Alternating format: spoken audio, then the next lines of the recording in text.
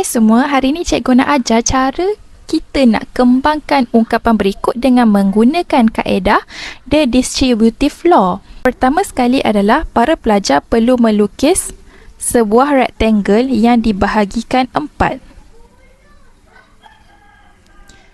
Yang kedua adalah para pelajar perlu menulis unsur-unsur. Unsur yang pertama berada di sebelah kiri.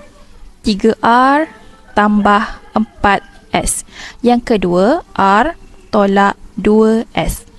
Yang seterusnya adalah para pelajar perlu mendarabkan. Okey. Yang pertama, 3R darab dengan R, kita akan dapat 3R kuasa 2. Yang kedua, 3R darab dengan negatif 2S, kita akan dapat negatif 6RS. Yang seterusnya, positif 4S darab dengan R, kita akan dapat 4RS. Yang seterusnya, positif 4 darab dengan negatif 2S, kita akan dapat negatif 8S kuasa 2. Okey. Para pelajar tengok betul-betul dekat sini. Okey, kita tulis dulu siap-siap nombor 1, 2, 3, 4.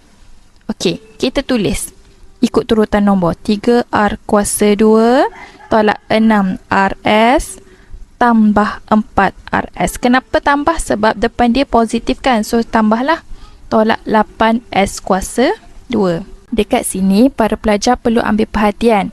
Terdapat sebutan serupa yang boleh diselesaikan. Jadi, kita tulis balik.